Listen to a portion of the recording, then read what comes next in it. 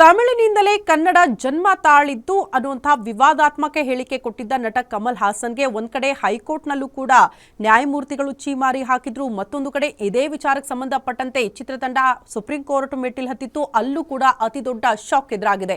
ಇದೆಲ್ಲದರ ಮಧ್ಯೆ ಹಲವು ಕಡೆ ಕಮಲ್ ಹಾಸನ್ ನಟನೆಯ ಥಗ್ ಲೈಫ್ ಚಿತ್ರ ರಿಲೀಸ್ ಆದ್ರೂ ಕೂಡ ನೀರಸ ಪ್ರತಿಕ್ರಿಯೆ ವ್ಯಕ್ತವಾಗ್ತಾ ಇದೆ. ಬಟ್ ಈ ಕ್ಷಣಕ್ಕೂ ಕರ್ನಾಟಕದಲ್ಲಿ ಕಮಲ್ ಹಾಸನ್ ನಟನೆಯ ಸಿನಿಮಾ ರಿಲೀಸ್ಗೆ ಅವಕಾಶ ಸಿಕ್ಕೇ ಇಲ್ಲ.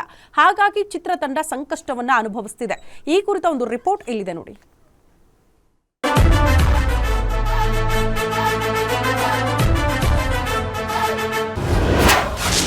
ಕಮಲ್ ಹಾಸನ್ಗೆ ಶುರುವಾಯ್ತಾ ಬ್ಯಾಡ್ ಟೈಮ್. ಕಮಲ್ಗೆ ಸುಪ್ರೀಂ ಕೋರ್ಟ್ನಲ್ಲೂ ಭಾರಿ ಮುಖಭಂಗ. ಕರುನಾಡಲ್ಲಿ ಥಗ್ ಲೈಫ್ ರಿಲೀಸ್ ಆಗಲ್ಲ, ಪ್ರಯತ್ನ ವ್ಯರ್ಥ. ಅಲ್ಲಿಯೂ ಭಾರಿ ನಿರಾಸೆಯಾಗಿದೆ. ಕಮಲ್ ಪರವಾಗಿ ಚಿತ್ರಮಂದಿರಗಳ ಮಾಲೀಕರ ಸಂಘ ಸುಪ್ರೀಂ ಕೋರ್ಟ್ ಮೊರೆ ಹೋಗಿದ್ದು ಆರ್ಟಿಕಲ್ 32ರ ಅಡಿಯಲ್ಲಿ ಅರ್ಜಿ ಸಲ್ಲಿಸಿದೆ. ತ್ವರಿತವಾಗಿ ಅರ್ಜಿ ವಿಚಾರಣೆ ಮಾಡಬೇಕೆಂದು ಸುಪ್ರೀಂಗೆ ಮನವಿ ಮಾಡಿದೆ.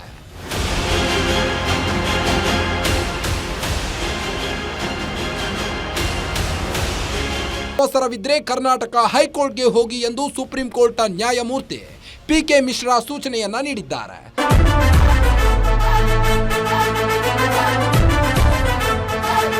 ಸುಪ್ರೀಂ ಕೋರ್ಟ್ ಮೊರೆ ಹೋಗಿದ್ದ ಅರ್ಜಿಯ ವಿಚಾರಣೆಯನ್ನು ಇಂದು ನಡೆಸಿರುವ ಸರ್ವೋಚ್ಚ ನ್ಯಾಯಾಲಯ ವಿಚಾರಣೆಯನ್ನು ಶುಕ್ರವಾರಕ್ಕೆ ನಿಗದಿಪಡಿಸಿದೆ.